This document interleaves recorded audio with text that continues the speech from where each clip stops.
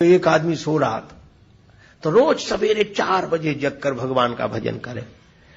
एक दिन वो 6-7 बजे तक सोता रहा। उस दिन बहुत रोया कि आज भगवान का भजन छूट गया, मैं ब्रह्म मुहूर्त में नहीं जाग पाया, बहुत रोया।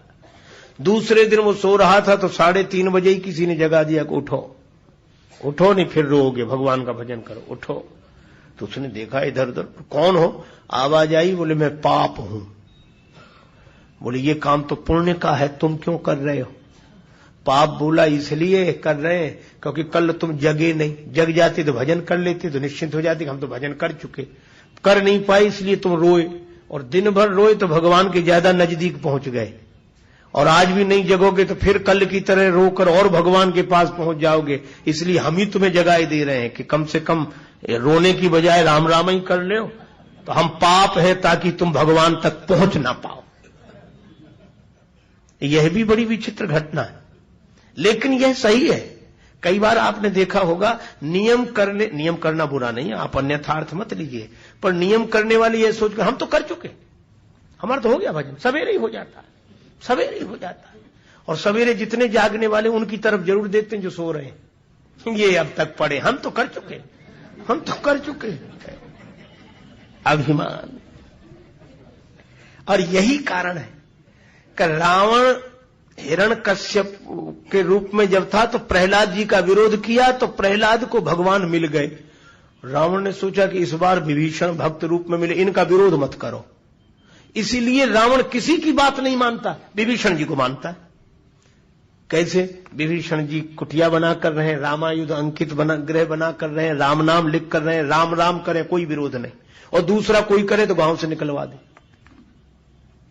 विभीषण सोचते थे रावण है तो बुरा लेकिन हमारे लिए तो अच्छा है। यही उनकी भूल थी। वो समझ रहे थे कि जो हमारी बात तो टालता नहीं, हमें बहुत मानता है, लेकिन याद रखो आपको भी जीवन में कई अनुभव होंगे, हमें भी हुए। गलत आदमी तो गलत है, वो बुरा बुरा है, मौका लगते ही वह आपके साथ भी वही करेगा जो उसने दूसरों के साथ किया है। पर विभीषण जी ठहरे संत, वे इसी में खुश थे कि रावण हमारी बात बहुत मानता है। लेकिन जब लंका जल गई, हनुमान जी ने सोचा कि विभीषण को समझा दो कि रावण का असली चेहरा क्या है। देखो रावण जब विभीषण को मानता था तब विभीषण पर भगवान की कृपा थी कि जब रावण ने मानना बंद कर दिया तब कृपा हुई। कृपा तब हुई जब रावण ने मानना बंद कर दिया। विभीषण जी गए, लंका जल गई थी, और कहा कि अभी भी राम जी का विरोध मत करो। रावण बोला चुपचाप रहो, मैं अच्छी तरह जानता हूं, ममपुर बस तप सन प्रीति, मेरे नगर में रहते हो, उनसे तुम्हारा प्रेम है।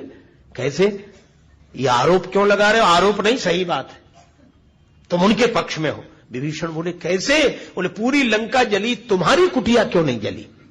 और बंदर को जब मृत्यु दंड दिया जा रहा था तब तुम ही आए थे कि बंदर को मत मारो, तुम लोगों की मिली जुली भगत है। बोलो फूट डाल दी कि नहीं? और जैसे ही फूट गिरी, विभीषण ने बहुत मनाया, रावण ने लात मारी, विभीषण भगवान के चरणों में आ गए। इसका अर्थ है कि जब कोई अच्छाई किसी बुराई की मदद कर रही हो तो ऐसी अच्छाई और बुराई में फूट डालने से ही लोक कल्याण होगा। ये हनुमान जी नीति का प्रयोग करते हैं। और जो एक अद्भुत बात है, खुद बुलाकर आए और राम जी के पास आए तो बोले भी नहीं कौन आ रहा है। सुग्रीव बड़ा विरोध करते रहे कि जाने न जाए, नहीं, हनुमान जी ने बोले। किसी ने कहा क्यों नहीं बोलते? बोले राम जी सब जब समझते हैं, जो राम जी को समझा रहे ना समझ तो ये है। और राम जी ने कहा ममपन शरणागत भयहारी। ऐसे हनुमान जी हैं राम काज करने में, इन जैसा चतुर और कोई नहीं। साम दाम दंड भेद जैसे बने वैसे